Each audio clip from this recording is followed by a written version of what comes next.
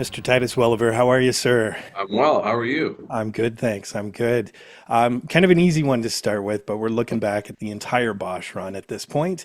You played the character for over a decade. In all that time, was there anything that you felt that you wanted to try with Bosch that you didn't get an opportunity, or even a Michael Connelly story piece that you wanted to adapt but didn't get an opportunity to do so? Well, I would say any book that we didn't get an opportunity to adapt is a loss. Um, and I think also, independently of the books, the connective tissue there, a lot of these characters, the Chandler character only appears in a couple of books. Irving, played by the, the late, great Lance Reddick. That character was not, I don't remember in how many books, and the partnership between J. Edgar and Harry was pretty short-lived. So there were licenses that were taken there. I think more than anything, no, I don't. I feel like we left no stone unturned.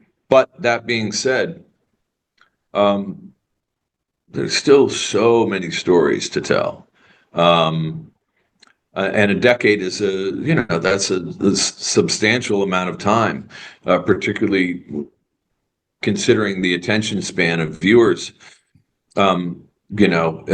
Sometimes it's amazing that you could sustain an audience, not only an audience, but a fan base that is so intensely passionate and supportive of this show. And you know what? You never know. Never say never. You never know. If the opportunity presents itself again to revisit Harry Bosch, I'm there. And there's plenty. There's a wealth of material existing, and also swirling around in my head and the writers' heads. Well, the fans will be there for sure, as well, as you mentioned. I am fascinated by artistic families. When I'm not doing this entertainment journalism thing, I'm a high school visual arts teacher. Oh, no way. Yeah, yeah. Love the fact that your mom and dad obviously had an influence on your life in terms of, art, especially your dad obviously passing on kind of the beauty of these landscapes. And if you'll allow a visual arts teacher, I noticed that a lot of your paintings have kind of a lower perspective Hmm. and kind of an inherent solitude, which I guess landscapes often do. Hmm. So I'm curious, with Bosch being kind of a solitary private guy, Hmm. do both your performing arts and your visual arts, is there an equal kind of catharsis, release of emotions for you when you're doing both? The art of painting for me is it's a very solitary thing. I'm not a plein air painter. I see something, a place that I like, what I refer to as a place of power that moves me and it's a visceral experience, and then I'll go back to that place and I'll look at it different times of the day to decide when I want to paint it, where the light is, and then I go into my studio. I don't take photographs. I don't do studies in advance. I don't even draw it. It goes in here, and then I gotta fight it out with the canvas. Versus acting, which is really collaborative. If acting is not collaborative, it's not acting. It's a monologue, which monologues are fun to do within the context of what you're doing. And when you're a young actor and you're auditioning for something, they're fun to do. It's far more fun to sit across the table from a marvelous actor who you respect and who is equal to your commitment of creating something. What I will say is that where these two different disciplines intersect is observation. I'm a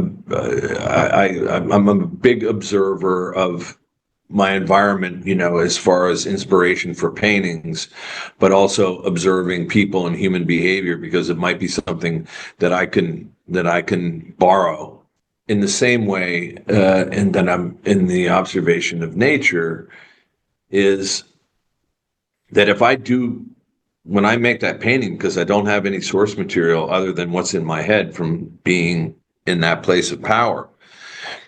When the painting is finished, if I don't experience some facsimile of that visceral experience that I did when I'm in that place, I destroy the painting. Really? Yeah, because for me, I don't want to say that it's a failure. And believe me, my wife on more than one occasion has been like, no, no, no, no, no, don't. I mean, you don't have to show it, but please don't destroy it. And I go, I don't want it out in the world. If it's not for public purview, then it's got to go. And Harry Bosch is all about observation. You know, he is in a constant state of observation.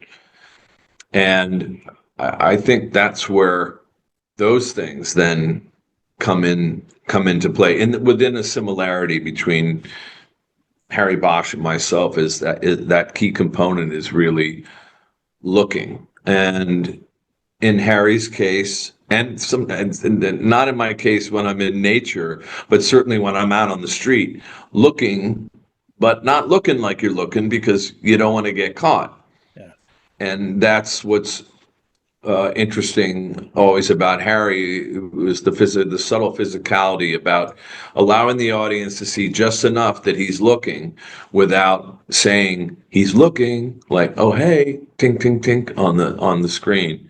I'm really glad you brought up Lance because I was going to give you this kind of lowball one, and I want to make sure I have enough time to ask you this because, I mean, that entire run, and like you said, the original series especially, so many great characters that we got an opportunity to build off of the works of Connelly and the other writers.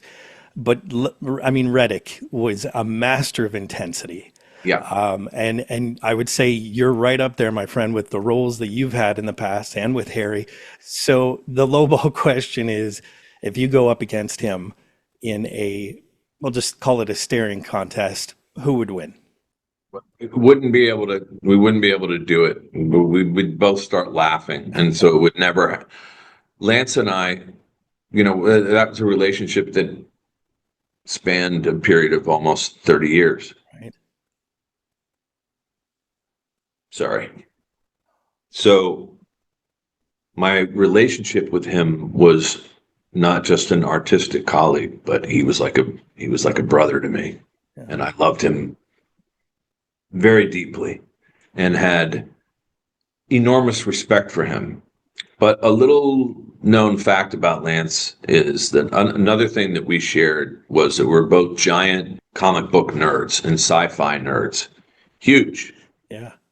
So he and I would have these conversations. We would go down a rabbit hole in these conversations. And I will never forget, this was really funny. Lance and I were talking about this Marvel character, Iron Fist. And we're having this conversation, and Jamie Hector is 2 chairs down getting his makeup done. And at one point, he just says, sorry, I don't mean to interrupt. He goes, but you guys are so out. You are so weird.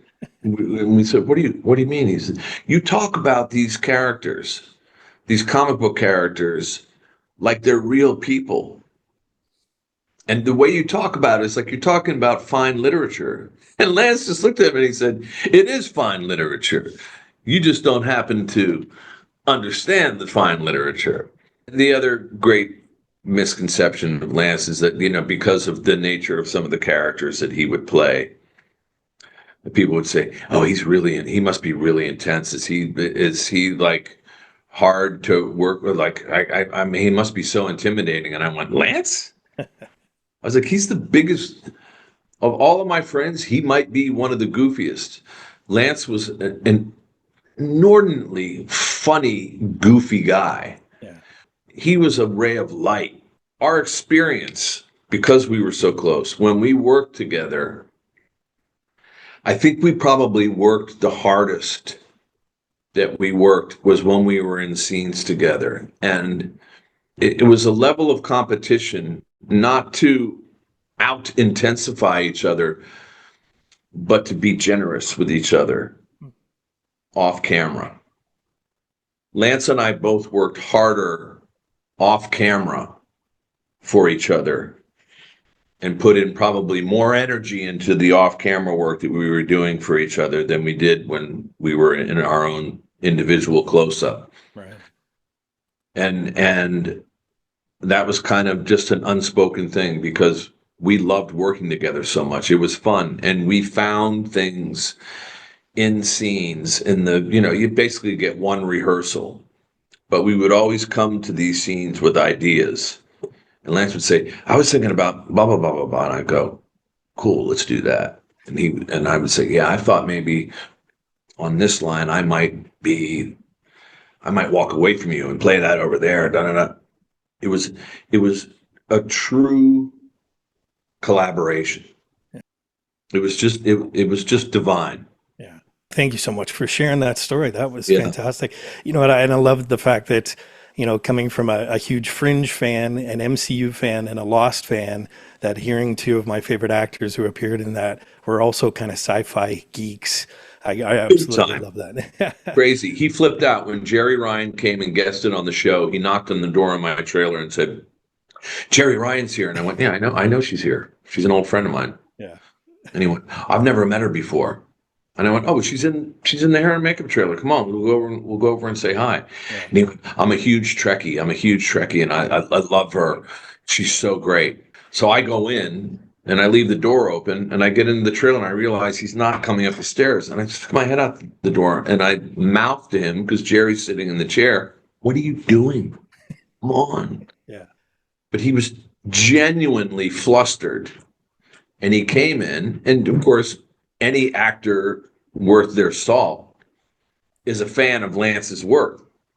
So Lance, he got really nervous. I was like, Jeri, this is, and she was like, oh, wow. And he was like, oh, no. And Lance was very dark complected.